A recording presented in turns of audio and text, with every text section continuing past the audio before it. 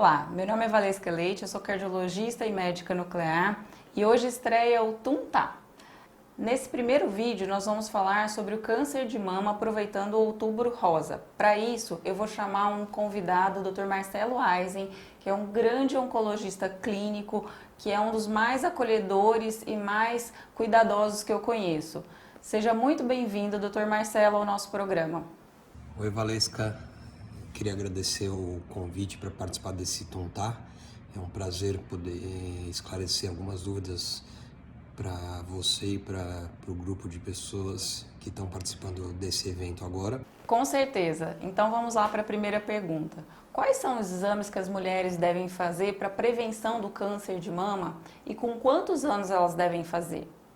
Então, os exames que a gente recomenda é a mamografia a partir dos 40 anos de idade e para mamas densas, a ultrassom de mama e o autoexame, na verdade, ou o exame com ginecologista ou mastologista uma vez por ano. O câncer de mama, ele pode ser hereditário. Quando devemos suspeitar? Na verdade, a gente tem o câncer de mama, o mais comum, que não tem componente familiar nem hereditário, que é 85% dos tumores. 15% dos tumores que a gente chama de familiares ou hereditários.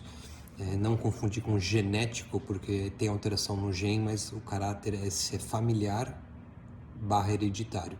E a gente sabe que famílias judias do norte da Europa apresentam um gene BRCA1 e 2 que estão relacionados ao câncer de mama em mulheres jovens com um câncer mais agressivo. Então, a história da família é muito rica, tem várias pacientes que tiveram doentes com doença mais jovem e acaba sendo detectado a partir da história do médico e dessa história familiar com vários pacientes. A gente aborda a história, né? O paciente vem com a história familiar de câncer de mama em mulheres jovens, a gente começa a fazer o rastreamento precoce com ultrassom, mamografia e ressonância de mama. Na verdade chama tumor de intervalo, ele às vezes não respeita esse 1 ano de acompanhamento. Então casos que a gente suspeita de ter esse gene, a gente confirma com exames de sangue ou exames que a gente pode fazer pela saliva. Então a gente testa a pessoa que teve câncer e depois todos os membros da família para ver se eles têm essa alteração. Não é porque um parente tem que é 100% de chance da pessoa ter essa mutação. Então a gente faz o teste e testando positivo a gente vai investigar individualmente cada uma dessas mulheres do grupo. Dr. Marcelo, existe alguma correlação entre o aumento de peso e o câncer de mama? Ótima pergunta. A gente sabe que hoje a gordura abdominal está relacionada ao câncer de mama, que depende de hormônio para crescer, principalmente porque o estrógeno, que é o hormônio feminino, é produzido na gordura, no músculo. Então a gente sabe que pacientes que têm uma obesidade ou uma gordura abdominal maior aumentam a chance do câncer de mama, que depende de hormônio para crescer. Então a nossa sugestão é atividade física frequente e uma dieta pobre em carboidrato, principalmente para perder essa gordura que a gente chama gordura abdominal. Sabemos que a atividade física é muito importante na prevenção de várias doenças cardiovasculares, como hipertensão, diabetes, colesterol, infarto. Fazer exercício pode ajudar também na prevenção e no tratamento do câncer de mama? Então, voltando a falar da atividade física, eu acho que agora a gente pode dizer um pouco mais. Vários estudos vêm mostrando o papel da atividade física e de uma dieta pobre em gordura, com papel às vezes mais importante do que a quimioterapia em mulheres que tiveram câncer para diminuir a chance desse tumor voltar.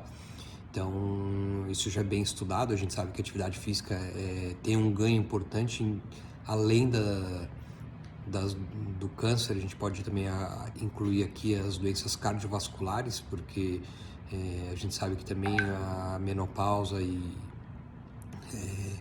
a diminuição dos hormônios femininos aumenta o risco do câncer, da doença cardiovascular, que eu acho que é mais específico da sua área. Então, a atividade física diminui a incidência de doenças cardiovasculares e diminui também a incidência do câncer.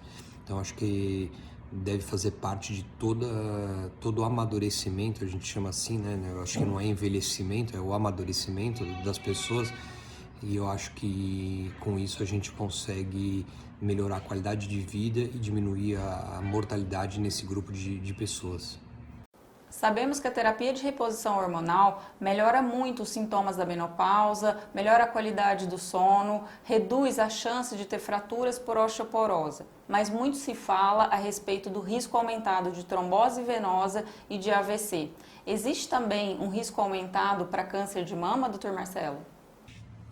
A terapia de reposição hormonal, ela tem alguns benefícios, né? Com certeza ela tem indicações precisas em mulheres com muitos sintomas da menopausa, mas ele tem que ser criterioso e tem que ser decidido junto com o médico devido ao risco aumentado de câncer de mama induzido por hormônio.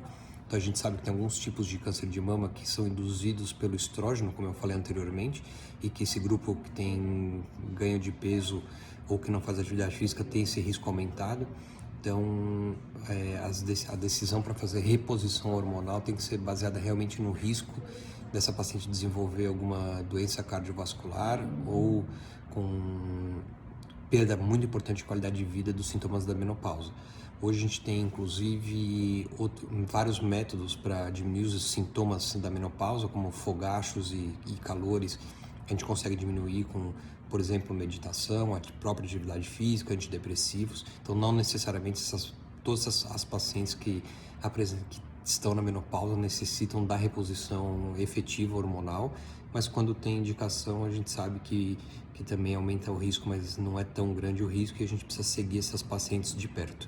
Então, eu acho que o tratamento hormonal tem que ser individualizado entre cada paciente. Eu acho que explorar o que cada uma está sentindo e como a gente pode melhorar sem hormônio ou com a reposição hormonal propriamente dita. Com o avanço no tratamento do câncer de mama e as novas drogas, vem surgindo também algumas complicações cardiovasculares. Quais seriam elas e como nós podemos preveni-las? Ótima pergunta. A gente sabe que hoje a gente acaba curando a maioria das mulheres com câncer de mama precoce. Então, a gente tem que se preocupar com a doença cardiovascular relacionada às drogas. Então, a adriamicina, que é a droga utilizada há muito tempo já, é uma droga que a gente utiliza com muita frequência. A gente sabe que ela aumenta o risco cardíaco de insuficiência cardíaca. Porém, hoje a gente usa uma dose reduzida e a gente não atinge nem metade da dose que possa ser cardiotóxica.